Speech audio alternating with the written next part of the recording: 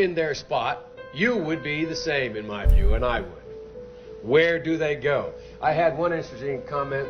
Our conversation was gone off, was repeated with Lebed. They talked about they don't want this NATO expansion. They know it's not in their security interest and on, and said, well, and if you do that, we may. Welcome back to another video. What an ironic clip. Make sure you guys enter the daily giveaway. Winner announced in the comments below for $10. Like the video, subscribe with notifications on, and comment anything in the comments below. $10 of XRP. I'm not rich, but it's something. Joe Biden, 25 years ago, talking about NATO expansion and mocking Russia for thinking they might need to look towards China for support. And now fast forward 25 years and look at the Russian banks going to China for banking, space, energy, exports, military, and much more. The USD had its run. The dollar had a good run, but it's coming to an end. And that has only been sped up from the 2022 parabolic money printers by the Federal Reserve. We saw this first with Saudi Arabia offering to accept other currencies for their oil in the past year. And now we have them opening up their entire market to other currencies. Check this out. Saudi Arabia says they are open to settling trades in other currencies other than the US dollar. This came out today. This man right here is the finance minister of Saudi Arabia, and this has long been the plan. He says, there are no issues with discussing how we settle our trade agreements, whether it is in the US dollar, whether it is in the euro, whether it is in the Saudi currency.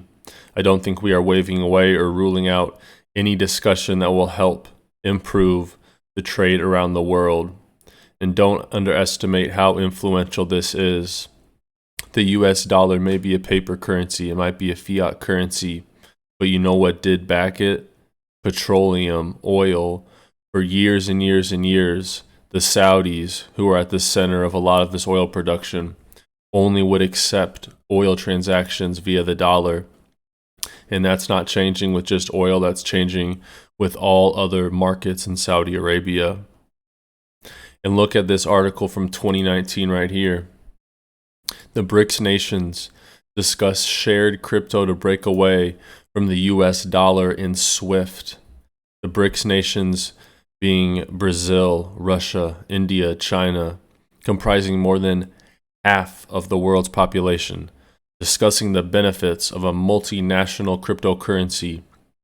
These other countries are enslaved to the US dollar as the world reserve currency and the debt behind the dollar, and they want to break free. Maybe that is why the SEC attacks Ripple, because they provide the competitive advantage to the banks. Understand this, when more and more global trade is accepted in other currencies, that is when you need to keep a fine eye. Do you think the US will willingly give up their global economic dominance? Maybe they will. Or maybe they will fight to the death to keep it. But things will get interesting. That is a guarantee. Just look at this chart right here. A dollar's worth, the purchasing power of the US dollar. I say the question is, how much longer can the Fed bend the system before it breaks? The dollar has already lost 95% of its value. We need a new monetary system. Ever since the early 1900s, the dollar has remained the same integer of $1, but the purchasing power of that dollar has been destroyed. Just look at in the recent 5 years, the price of a McChicken has gone through the roof from $1 to $4 in many locations. Especially since the 1970s, when the US dollar was removed from its gold backing, it became a purely paper fiat currency. And this madness cannot continue. Maybe the new system will be purposefully brought in by destroying the current system and giving it a perfect excuse to enact a new digital one. A one led by XRP, one led by a truly innovative cryptocurrency with product market fit, low fees, and high speeds.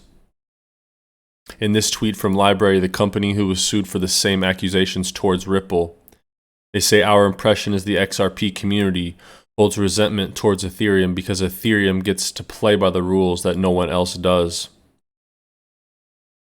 This couldn't be more spot on. Ethereum performed an ICO. Ethereum has been deemed to be decentralized enough. Did you know who sold hundreds of millions of Ethereum at the top when ETH was $4,000 plus? The Ethereum Foundation did. Does that sound decentralization to you? The founding organization, the governance organization, dumping hundreds of millions of dollars of their token on retail at the top of the market, Vitalik Buterin himself included. Nice. Meanwhile, XRP has been being bought back off the secondary market by Ripple in heaps and bounds as their growth of on-demand liquidity is speeding up. And next we have JP Morgan mentioning Ripple. Once again, the power and utility is undeniable.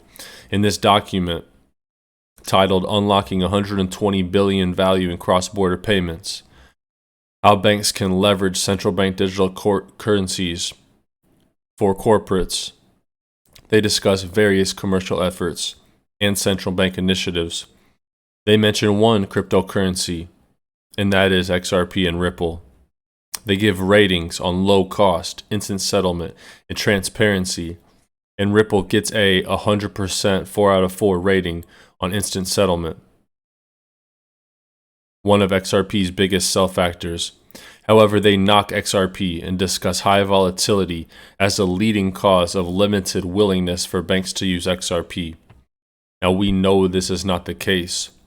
Just this month, we heard Ripple CEO Brad Garlinghouse say Bank of America is ready on the sidelines in order to gain advantage on their competition by using on-demand liquidity in XRP. Never forget, Ripple has hundreds of banks who already utilize their RippleNet real-time settlement software, but they are hesitant to use XRP because it is a cryptocurrency that lacks regulatory clarity. After the lawsuit, after the regulatory clarity, XRP gets its true recognition, its true market value. And I want to leave you with this clip from Brad Garlinghouse. Savage.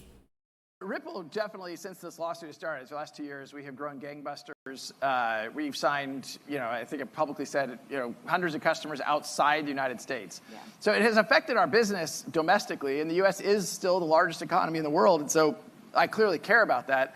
But I also, the problem we're solving is a global, one of the primary things we focus on is this cross-border transactions, payments. And so, most people outside the United States don't really care that the SEC is suing us. I'll tell you a very quick, funny story. I'll keep it short. I was in the Middle East last fall, and we were meeting with customers. I have one of the Ripple team members who's based there. It's really early in the morning. My time zones are all screwed up. We're meeting with the CEO of a payments company, and but the employee from Team Ripple says, well, why don't you give an update on what's going on at Ripple? And I start talking about the SEC. And after the meeting, he very delicately says to me, no one gives a shit. And his point was, if you're not in the United States, the governments in Abu Dhabi, governments in Switzerland, Singapore, UK, Japan, they provided the clarity how they view and categorize digital assets, and they don't care that the United States SEC has a viewpoint that is pending in court.